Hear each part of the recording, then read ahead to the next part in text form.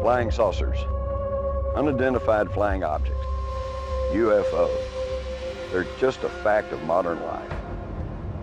In fact, if you check with friends or family members, chances are you'll find someone with a UFO story. Everyone's heard of the famous crash at Roswell in 1947. Some people know about the Foo Fighters during World War II. But there's a case that goes back far beyond that, even before the Wright brothers ever flew a heavier-than-air craft. It happened in Aurora, Texas in 1897.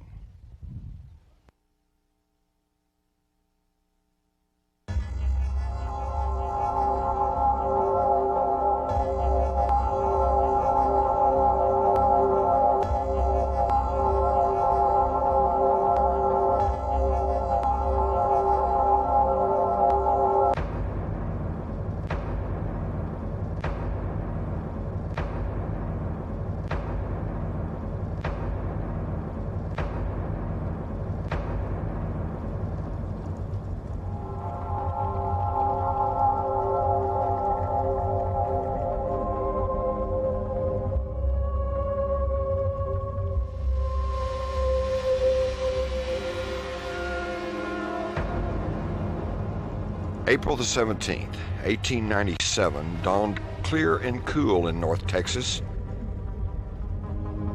when out of the south came a large silver cigar-shaped object dropping lower and lower as it approached the small hamlet of Aurora, located less than 20 miles northwest of Fort Worth. Swooping low over Aurora, the airship moved north toward the home of Judge J.S. Proctor, which was perched atop a flat caliche hill. There it struck a windmill and exploded, scattering debris and, by reports, one body.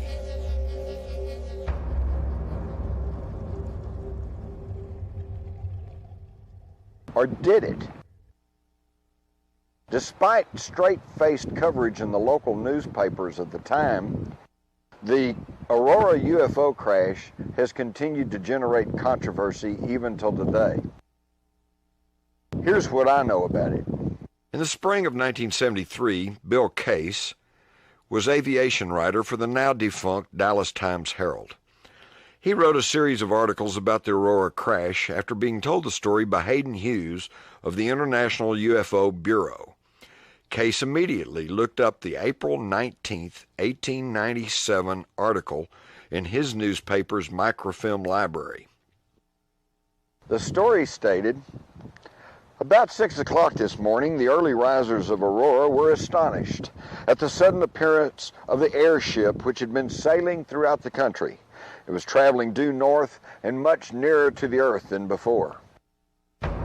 Evidently, some of the machinery was out of order, for it was making a speed of only 10 or 12 miles an hour and gradually settling towards the earth. It sailed over the public north part of town, collided with the tower of Judge Proctor's windmill, and went to pieces with a terrific explosion, scattering debris over several acres of ground, wrecking the windmill and water tank, and destroying the judge's flower garden. The pilot of the ship is supposed to have been the only one on board, and while his remains are badly disfigured, enough of the original has been picked up to show that he was not an inhabitant of this world." Mr. T.J. Weems, the U.S. Signal Service officer at this place and an authority on astronomy, gives it his opinion that he was a native of the planet Mars. Papers found on his person, evidently the records of his travels, are written in some unknown hieroglyphics and cannot be deciphered. This ship is too badly wrecked to form any conclusion as to its construction or motive power. It was built of an unknown metal, resembling somewhat a mixture of aluminum and silver, and it must have weighed several tons. The town today is full of people who are viewing the wreckage, gathering specimens of the strange metal from the debris. The pilot's funeral will take place at noon tomorrow. Signed, E.E. Hayden. Now, a similar story was published in the Fort Worth Register, but in this account there was no mention of the hieroglyphics, and as to the pilot, it simply stated, quote, "The pilot, who was not an inhabitant of this world, was given Christian burial in the Aurora Cemetery," end quote.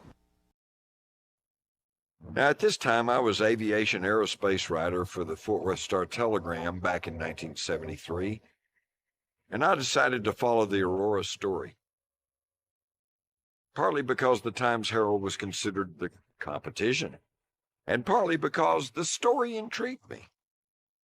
Bill told me he had spoken to some of the old-timers in Aurora and was convinced that something had indeed occurred there in 1897. I arranged to meet Case at the Aurora Cemetery, where he showed me what he said was the airship's pilot's grave. It was located in the south portion of the picturesque cemetery, which overlooks the rolling Wise County countryside.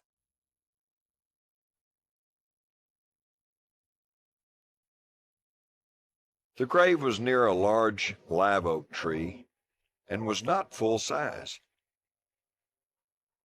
It was obviously the grave of a child or a very small man.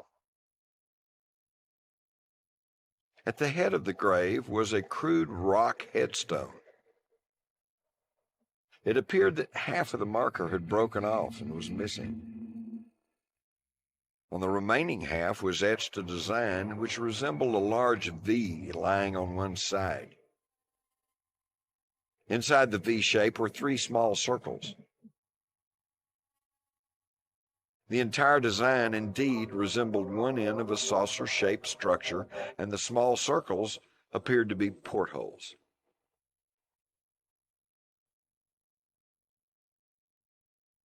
I was acquainted with some of the old cemeteries in the area, and many containing the graves of early settlers, the Maltese cross markers of Confederate soldiers.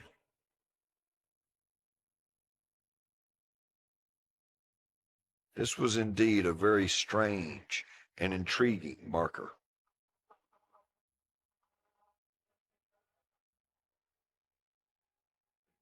Bill told me he had used a metal detector on the gravesite, and it indicated at least 3 large pieces of metal in the grave. One near the headstone, and the other 2 near the center of the grave. He was excited over this find and believed that if the pieces of metal could be exhumed, they might provide the proof of what actually occurred in 1897.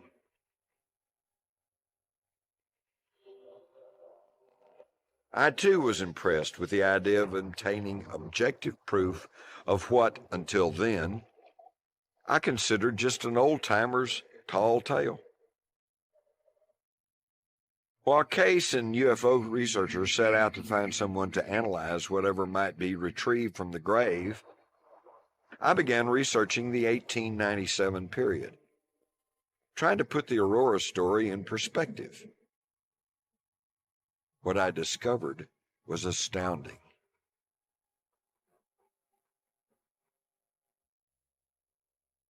The Aurora story was not an isolated incident. The microfilmed editions of area newspapers of the period were filled with various accounts of flying objects and even contacts with their crews. It was the great airship mystery of 1896-97.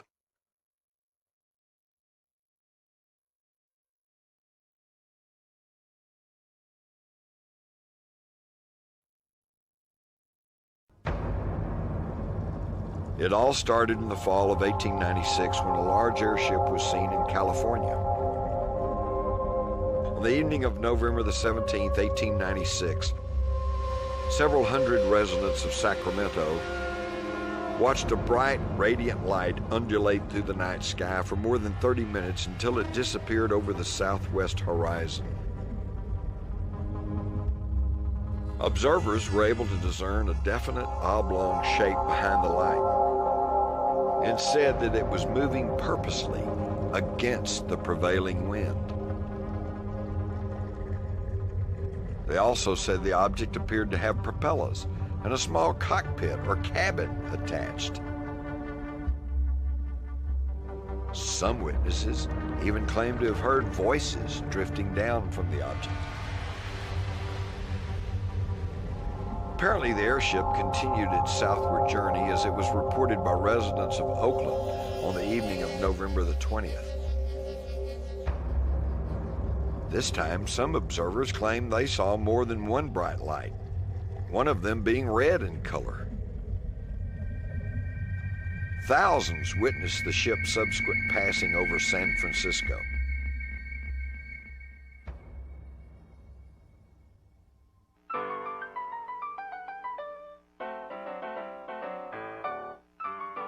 Public speculation over the craft's origin centered on the idea that some enterprising inventor was testing a new type of airship, later called dirigibles.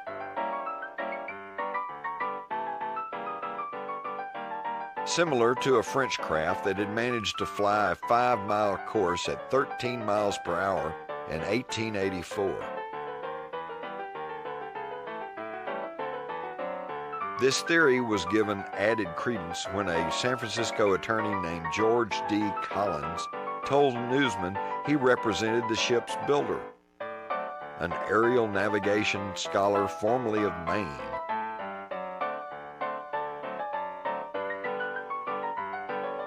However, after repeatedly promising and then failing to produce the inventor, Collins finally recanted his story and claimed he was misquoted in the press.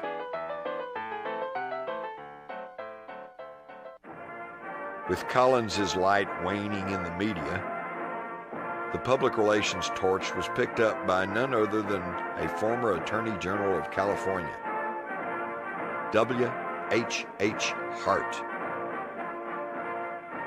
who publicly chastised Collins for lacking discretion in his accounts of the airship, and then proceeded to claim that the ship was a secret weapon, which would be used to destroy the city of Havana.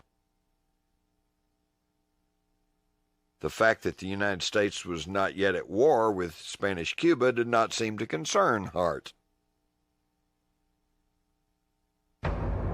Sightings of the airship soon spread as far north as Tacoma, Washington, and the stories began to entail physical contact.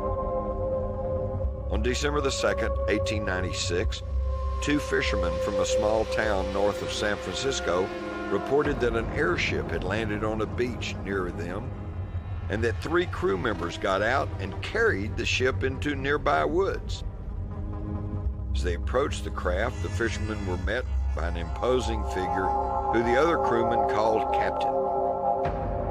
This captain said his ship needed repairs and that while the fishermen would not be permitted to get close to the craft, they could observe from a distance.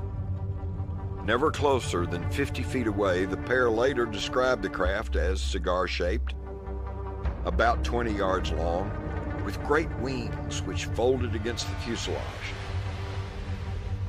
Becoming tired, the fishermen left for home before the craft departed. From California, sightings of the great airship began moving across the country. Thousands reported seeing the ship or ships, and estimates of its speed ranged from 5 miles an hour to more than 200 miles an hour. The reported high speeds are noteworthy to this story. I recall reading an article in the 1897 papers in which prominent scientists asserted with great authority that humans could not survive speeds greater than 40 miles an hour.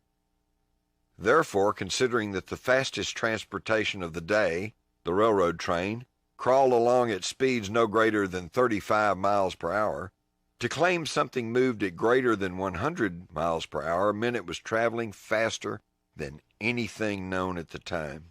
By 1897, accounts of a flying airship had moved into Texas. Joseph E. Truthful Scully, a conductor for the Texas Pacific Railroad, told a reporter he had sighted the airship in Wood County, near Hawkins, Texas. Soon, reports were coming in from all over the state. From Denison in the north to Beaumont on the coast, through small towns like Whitney, Forney, and Mansfield, all into Dallas. And these sightings were not all by railroad men. In Atlanta, near Texarkana, farmer Jim Nelson said his hair stood on end. The thing came so close. Another Atlanta man claimed to have spoken to the ship's 3 occupants, one of whom told him, "We'll be in Greece day after tomorrow." The man added that the crew members handed out temperance tracts and sang, "Nearer, my God, to thee." It should be noted that in 1878, a Denison, Texas farmer named John Martin saw a dark disk high up in the sky. He told the Denison Daily News that it resembled a saucer, thus coining a term that would not come into general use for almost 100 years. C.L. McElhaney and a dozen other residents of Stephenville, Texas, said a cigar-shaped craft carrying a pilot and an engineer landed in the Erath County in early 1897. About that same time, a family in Merkel, returning from church, discovered an anchor hooked to a fence. They claimed a stout rope led from the anchor to a large cigar-shaped craft hovering in midair. As the astounded family members watched, the ship flew away. But according to the news article, the anchor was on public display in Merkel for several days. One of the oddest stories came from the April edition of the Fort Worth Register. The article said Fort Worth Railroad track inspector Patrick Burns, who had a reputation as a, quote, truthful man, end quote, had his own close encounter. According to Burns, he was inspecting track west of Fort Worth near the town of Putnam. As evening approached, he was about to turn around and return to the city when he saw a bright light ahead. He found a large silver cigar-shaped object sitting on the ground, surrounded by a crew of men clad in blue uniforms. Burns, too, spoke of a captain of the ship who said the craft was loaded with several tons of dynamite, which was to be used to bomb the Spanish Navy. Burns returned home to Fort Worth and recounted his tale to the newspaper, which stated it hardly cares to repeat it. Here again is mention of hostilities with Cuba, yet the Spanish-American War did not begin until well after the mysterious destruction of the battleship Maine on February the 15th, 1898. As Fort Worth Star-Telegram writer Jerry Flemons correctly deduced after recounting Burns's experience, quote, "If a ruler is placed on a map, Aurora lies almost in a straight line between the Putnam sighting and the Ozarks. By 6 a.m., the cigar could have been over Aurora, just in time to destroy Judge Proctor's flower garden." There were hoaxes associated with the flap. In the 1960s, an aging railroad telegrapher confessed that the entire airship story was just a joke concocted by railroad men in Iowa. He said when the joke spread to Texas, Truthful Scully was selected to initiate the tale. Yet hoaxes could not account for all of the sightings. It's abundantly clear that something was flying through the air in 1897. And if that something was a man-made dirigible, no one ever has come forward to take credit for it. In fact, the first recorded dirigible flight in the United States was in 1904 when Thomas Baldwin's California Era lifted off from Oakland, California. It was also clear that the great airship mystery did not end in Aurora. Reports of the craft continued for days after the reported crash. Skeptic and author Philip Klass once wrote, "During a 5-day period between April the 15th and April the 19th, 1897, the Dallas Morning News reported sightings from 21 different towns in Texas. During the next 9 days, the Houston Post carried 9 others." In fact, 2 days after the reported Aurora crash came what may have been the first recorded UFO incident involving a cow. An edition of the St. Louis Globe-Democrat stated that on the night of April the 19th, 1897, farmer Alexander Hamilton reported that a mysterious airship had descended on his farm near Yates Center and, after pointing a powerful spotlight toward the ground, abducted one of his cows with a rope.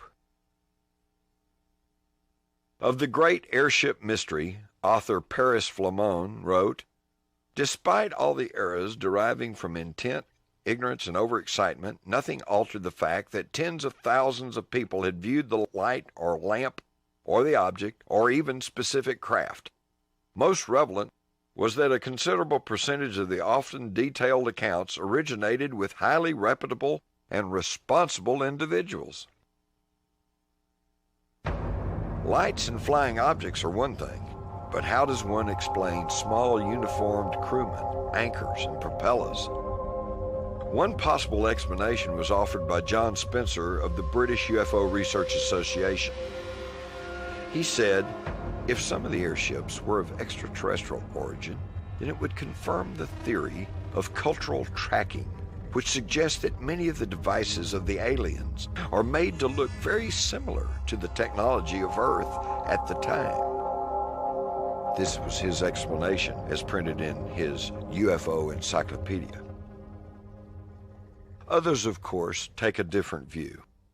Ardent UFO debunker Klass, after reviewing reports of the airship, concluded, "The events demonstrate that when the public has been conditioned by the news media to believe that there are strange objects in the sky, many people report having seen such objects, even when the objects do not really exist."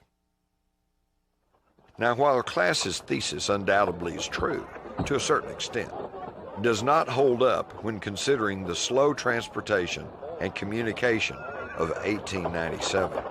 Radio was non-existent, and newspapers took days, even weeks, to be delivered. Many of the airship witnesses in small Texas towns could not have heard of the other far-flung sightings. After reviewing the airship literature, I could not draw any firm conclusion, so I began to interview the people in Aurora. The population of the little hamlet in 1973 was less than 400 persons. They seemed almost evenly divided in their beliefs concerning the crash. Half claimed it really happened, while the other half claimed that it was merely a hoax perpetrated by Hayden, a literate man who was a stringer for local newspapers and had previously written several satirical pieces. I began to realize that everyone had their own opinion, their own mindset, if you will, which was based on which particular old-timer one chose to believe. But while the old-timers around Aurora were hesitant to talk about the spaceship crash, their descendants were not so closed-mouthed. I've talked to many people in Wise County who will quietly say, "Oh yes, I've heard about this for years through the family or whatever," and I've even gotten some to speak for the camera. Well, I grew up around here, and we moved out here in the late 50s, and I've been here for a long time. And when I was a kid, we used to go up and play up around Aurora. Some friends of mine, there's the ballpark up there and some other areas. We used to go out and play around there, and there's some older men that talked about where an old spaceship had crashed. Some people believe it happened. Some of the older ones you talk to would say, well, yeah, but, you know, there really wasn't anything that really did happen. And then some of the younger ones that will tell you that, well, yeah, something did happen. My father was there, my grandfather was there, and saw the wreckage or saw what was a wreckage of something. All of them got little pieces of metal at one time, and it's different. It's a little alloy-looking metal that's soft to the touch, but nobody can explain what it is. Here we go. Well, we all grew up. I grew up in Wise County over there by Aurora, the old cemetery over there. My grandpa, actually it was my great-grandpa. My grandpa was just a young boy back then, I guess. And he said it was around dusk or about dark, and back then there wasn't, you know, any kind of air traffic or anything like that, you know. But he said that there was just a real big, just a boom, you know, something hit the ground, you know, pretty hard. They got Joe Smith, that was my great-grandpa, and he loaded up all the kids and stuff, because it was like a circus coming to town, you know, they didn't know what it was. So they all loaded up and they went down the road there, and other guys, the other people were out gathering around too, because they actually seen whatever it was, you know, hit when it hit. And it mowed over some trees and everything right there by the cemetery. And as far as what he said he saw was just a bunch of debris. Within, I think he said within, just maybe a matter of 4 or 5 hours, that every law enforcement agency that was around this neck of the woods up here was there. Real quick like. Etta Pegues was a stringer for the Fort Worth Star-Telegram in 1973, and hence a major source for the news media regarding the crash. It's all a hoax, she said flatly. I have talked to people who were alive then, and they all said Judge Proctor had no windmill. However, Pegues later published a book entitled Aurora, Texas, the Town That Might Have Been. In her book is an illustration depicting a saucer-shaped spaceship aiming down at a windmill. Poetic license, she snorted when asked about the drawing. Her primary source of information was Robbie Hansen. Robbie Reynolds Hansen said, quote, "They're still trying to bring up the hoax about the spaceship," end quote. She was 12 years old on the day of the crash. Her family lived outside of town, and no one knew anything about it until a man rode by several days later and told the family the story. "Well, I remember my father remarked that the judge really outdid himself that time," Robbie Hansen told me. Wise County Historical Commission Chairwoman Rosalie Gregg has consistently decried the Aurora story as a hoax. Her primary source of information was Etta Pegues. Wayman Reese, who lived 73 of his 83 years in Aurora, told a Dallas reporter, "Wasn't a thing to it, never was. Them old men, all they had to do was sit around, whittle, and joke. They all knew better. Nobody here believed that stuff." Reese had no direct knowledge of the crash and simply disbelieved the old-timers who spoke of it. Now, Brawley and Etta Oates bought Judge Proctor's property in 1945 and lived there for years. A gentleman who had a little self-service filling station in Rome, in Aurora, right there in Aurora, Mr. Oates, we used to go by and he always had a little box that was supposedly the metal that came off the Aurora Spaceman spaceship, and he would give it to us kids, and I kept a little piece of it for years and years and years. Brawley died about the time the 1973 publicity about Aurora broke. "I heard the story for years," said Mrs. Oates, adding, "Nothing grew for years in that one spot in the field where that spaceship is supposed to have hit." Proctor was kind of known as a prankster of sorts at times, and he's given some credit for a lot of this, and Mr. Oates was too. And a family that lives in Rome now that used to live in Aurora told me, said, well, that was just something on a rainy day. Aurora used to be a pretty good sized town, and had several saloons and stores and all kinds of things, and they kind of his opinion was that Oates and Proctor got together and trumped the story up along with some others, and they started the whole thing. The Oates family all suffered serious health problems, including cysts and goiters, which they told me were caused by drinking water from the old well where the crash occurred. "I've been told it's radioactive," Mrs. Oates confided to me. Surveying the crash site atop a flat hill just north of Texas Highway 114, I was struck by a circular area that was clearly different from the surrounding countryside. It was almost bare, and what vegetation was there appeared stunted.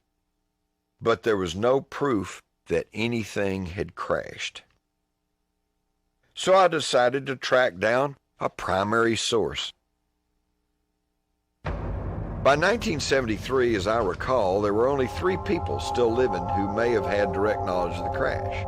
One was Robbie Benson, who admitted she had no personal knowledge. Another living witness was Mary Evans, who was then almost 92 years old. She told me, "I was only 15 at the time and had all but forgotten that incident until it appeared in the papers recently. We were living in Aurora at the time, but my mother and father wouldn't let me go with them when they went up to the crash site at Judge Proctor's well. When they returned home, they told me how the airship had exploded. The pilot was torn up and killed in the crash. The men of the town who gathered his remains said he was a small man, and they buried him that same day in the Aurora cemetery. That crash certainly caused a lot of excitement. Many people were frightened. They didn't know what to expect. That was years before we had any regular airplanes or other kinds of airships." Of these 2 elderly women, neither had any direct knowledge, and one said it happened because her parents told her about it, while the other said it was a hoax because that's what her father said. Pro, con, you could take your pick. But then there was Charlie C. Stevens. He was 83 in 1973.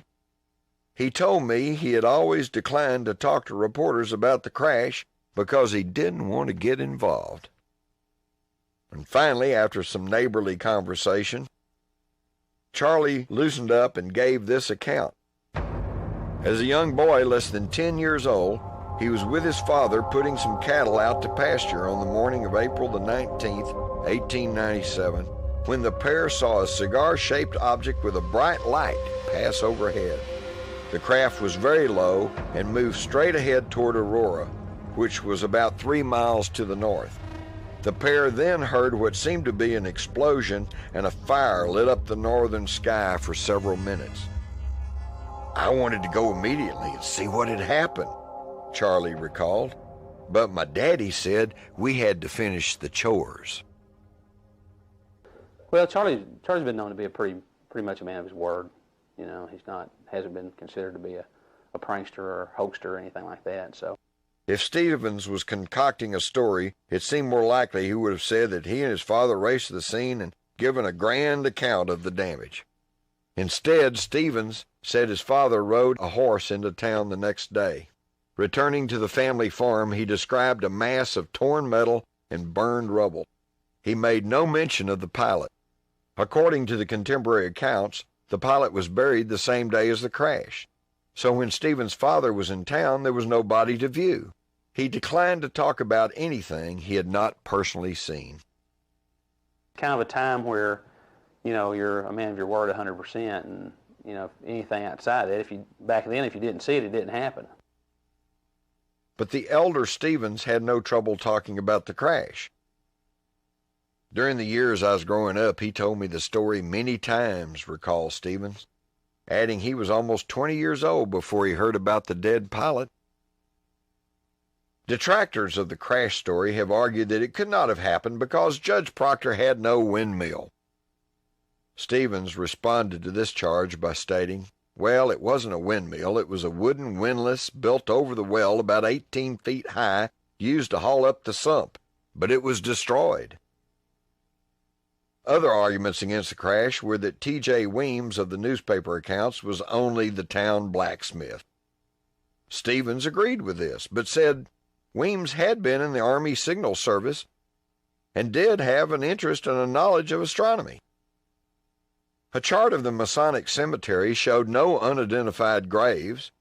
However, a Mrs. Isla Finlayson, a resident of nearby Rome, who cared for the cemetery in the 1960s and 70s, said many people were buried without headstones and that early maps did not list all the burials. "Oh, there are a lot of people out there we don't know about," she told a reporter. So on it went. For every claim there was a counterclaim. All I was left with was one witness, Stevens, some bits of metal gathered from the crash site, and the grave. Hardly convincing evidence. But then the story took an intriguing twist. After analyzing some of the metal from the Aurora crash site, physicist Dr. Tom Gray of the University of North Texas in Denton stated in a news release that at least one fragment may require more investigation. The piece was determined to contain 75% iron and 25% zinc with a few trace elements. The most intriguing aspect of the fragment was that although it was made up primarily of iron, it displayed no magnetic properties. While the fragments were being studied, Bill Case had written further on the Aurora story and had generated interest from the International UFO Bureau. They were excited. "We are more convinced than ever that a UFO crashed here and the pilot was killed and buried in this cemetery. Our attorneys are already checking to learn how we might have the body exhumed," Hughes said. "I too became excited. An exhumation might settle the matter once and for all, but it was not to be." Despite the fact that no legal action had been taken to seek an exhumation, several Aurora residents, including several cemetery directors, stood guard at the cemetery to prevent any unauthorized digging and threatened a lawsuit against anyone who tried. "Well, they're afraid you'll dig up Grandma," explained Decatur attorney Bill Nobles. "You see, there was a spotted fever epidemic back in those days, and dozens of Aurorans died. They were dying so fast they were quickly buried, many without markers. They don't want to revive the disease." H.R. Pig Idell, then Aurora City Marshal, said he rode shotgun on the cemetery for about 2 weeks to prevent any digging. "Oh, we didn't call out the National Guard," Idell recalled. "There was me, the sheriff, a couple of deputies. That was enough. The night after the patrol stopped, the strange headstone was stolen." More inexplicable was the fate of the metal in the grave. A few months after the exhumation furor had died away, Bill Case called me and wanted me to meet him in the Aurora Cemetery. "They took it away," he said cryptically. Bill knelt down and showed me 3 small holes which had been drilled in the exact locations of the metal. "Well, then who do you think did this?" I asked. Bill looked me in the eye and replied, "The government." A year later, Bill Case died.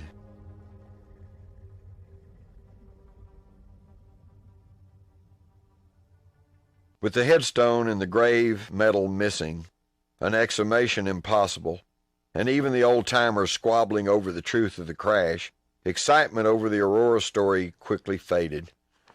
A lot of people ask me, well, if they're extraterrestrials, why don't they just land and say, we come in peace, hello? Well, I think here's the answer to the question.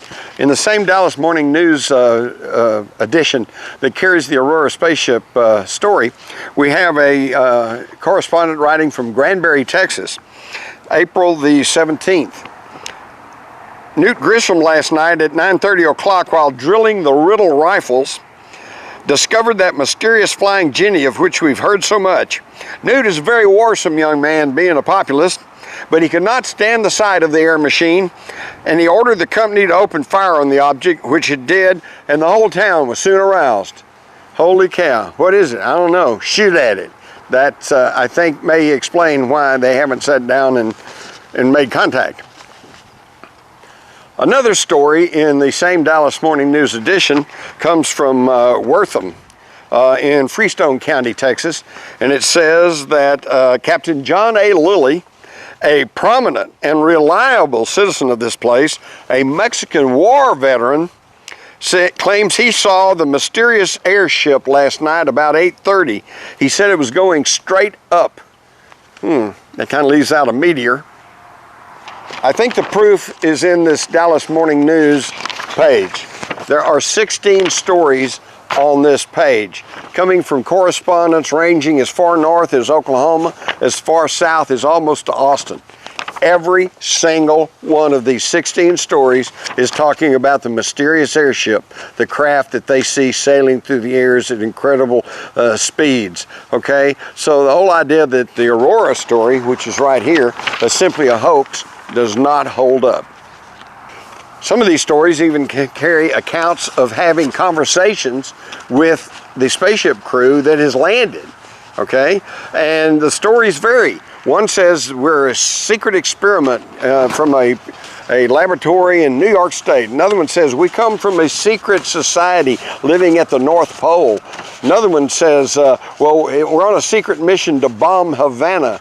And yet the commonality between all these stories is, don't tell anyone you've seen us.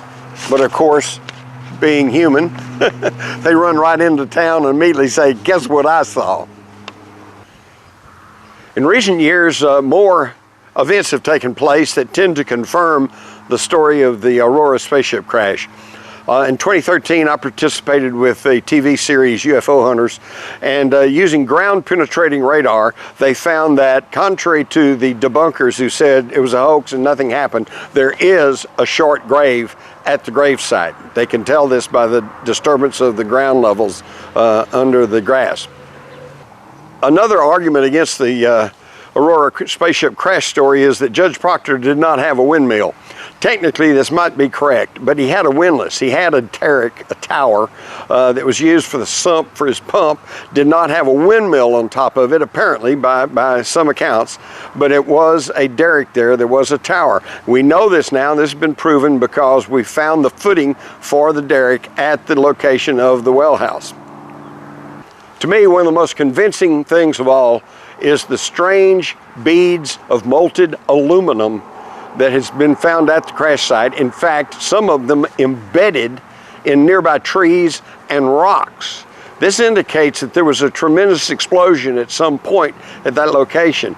And yet Brawley Oates, who I interviewed back in the 70s, said he bought the place before World War II, in the late 30s, I believe, and that there had been no big explosion there. So whatever happened there happened before the 1930s. Also, the metal content and makeup of this aluminum, while it was aluminum, is not the same as modern aluminum. And I even did some checking on the history of aluminum, and aluminum had only been developed in the past maybe 10 years prior to 1897. And at that time, it was so rare that it was actually cost more than gold. So the idea that somebody would have faked something using aluminum at that time is nearly impossible. So all this combined, I think, shows us that something actually crashed in Aurora in 1897. This was 6 years before the Wright brothers flew, and I think this is the smoking gun of the UFO issue. It's real, they're here. Now all we have to do is figure out what they want. Since it seems obvious that we are being visited by non-humans and that they're flying around our skies, I would want to allay any fears that we're about to be invaded, because if you go back and look in your history, you'll find that all the way back to the Bible with Ezekiel, the fiery wheel in the sky, the Egyptians and their flying boats, the Chinese and their flying dragons, the Aborigines and their flying gods, the Dogon tribe in Africa that knew all about the star Sirius and planets around it. I think we find that we have been visited for a millennium, okay? Probably before our own written history. Now, if the object was to attack the earth, burn our cities, and kill us, they could have done that long before now. So, you know, why wait till we have our own space technology and laser weapons and things like this, you know, when they could have attacked us when all we had to defend ourselves with was swords and spears. So, whatever's going on, I don't think that we need to panic. The context of the great airship mystery, the small grave containing significant bits of metal, the puzzling fragment, the deformities of the Oates family, and the recollection of Charlie Stevens. And if the story was merely a hoax, why would anyone use sophisticated equipment to surreptitiously remove metal from the small grave? To compound the puzzle, years later, my wife was teaching school in the area and was told in all seriousness by Pig Idell's son, James, that his grandfather had helped bury the pilot. The son also said his father knew who took the headstone and said he could do nothing about it. This indicated it was some sort of official secrecy. So today, the Aurora spaceman, while unproven in scientific circles, continues to sail through the skies of our imaginations. The Aurora crash story underscores the problems and the issues involved in seeking the truth of the UFOs. The problem of questionable witnesses on all sides is magnified by what appears to be official complicity in the maddening lack of evidence. What do you think, Levi? Do you think that there's UFOs up there? Don't know. Just like everybody else. Yeah, just like everybody else. Just don't know.